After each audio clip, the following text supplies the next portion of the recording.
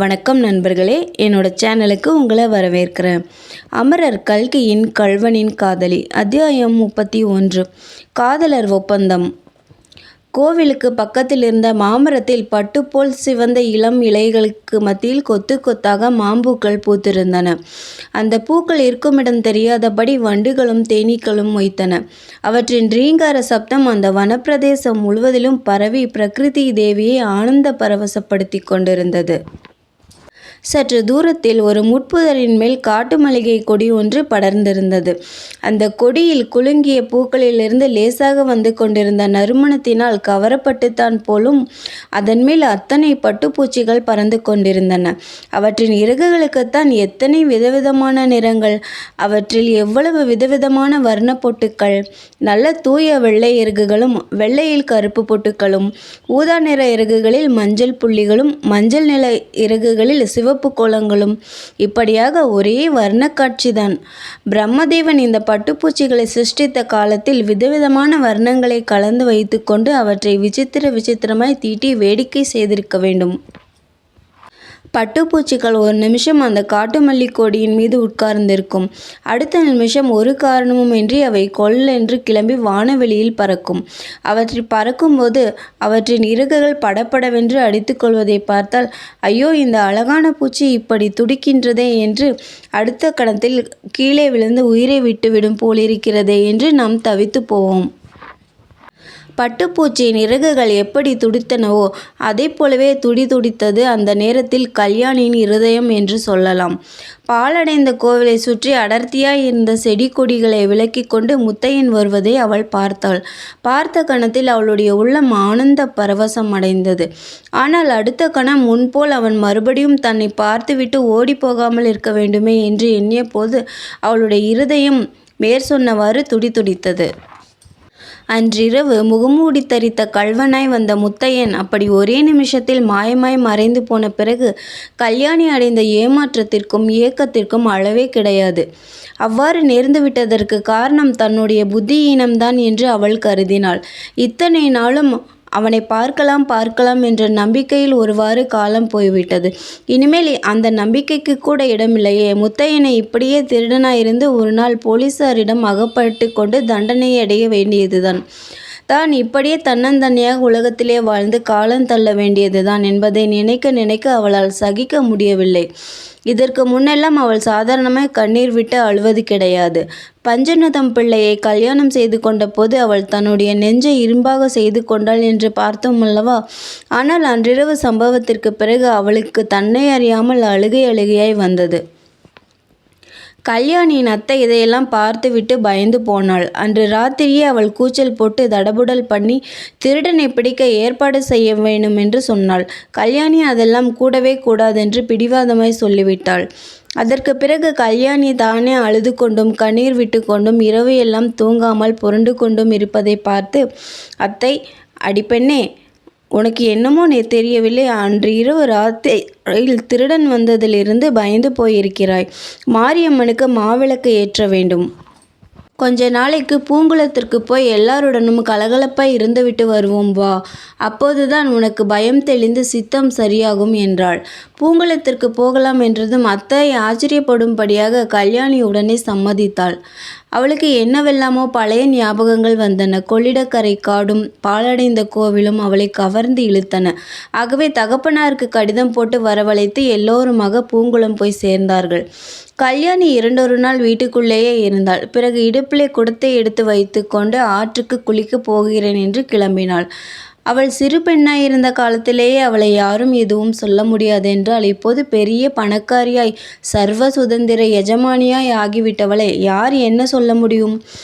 முத்தையனை இப்போது பார்த்ததும் கல்யாணி எழுந்து நின்றாள். இருவரும் ஒருவரை ஒருவர் பார்த்த வண்ணம் சற்று நேரம் பிரதிமைகளைப் போல் நின்றார்கள்.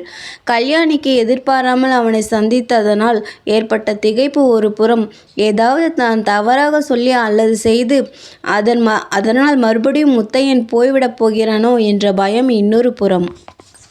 ஆனால் முத்தையன் இந்த தடவை அப்படியொன்றும் ஓடிப்போகிறவனாயில்லை. திகைப்பு சற்று நீங்கியதும் கல்யாணியின் சமீபமாக வந்தான். கல்யாணி, நீதானா? அல்லது வெறும் மாயை தோற்றமா? என்னால் நம்ப முடியவில்லையே என்றான்.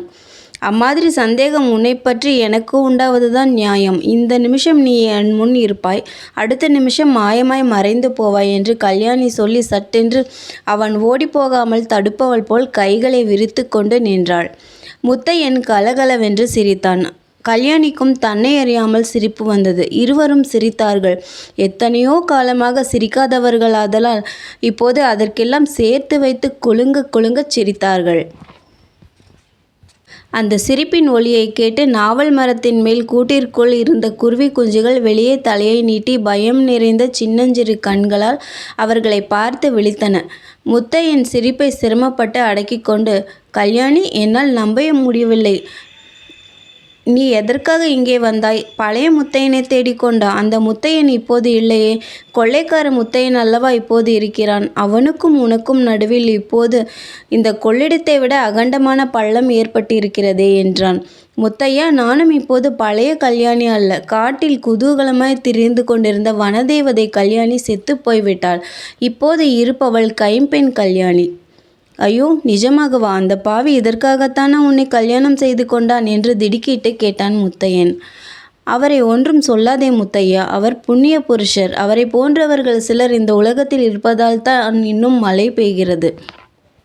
புருஷனிடம் அவ்வளவு பக்தி உள்ளவள் இங்கே ஏன் வந்தாய் இந்த திருடனை தேடிக்கொண்டு என்று முத்தையன் ஆங்காரமாய் கேட்டான். கல்யாணியின் கண்களில் கலகலவென்று ஜலம் வந்தது.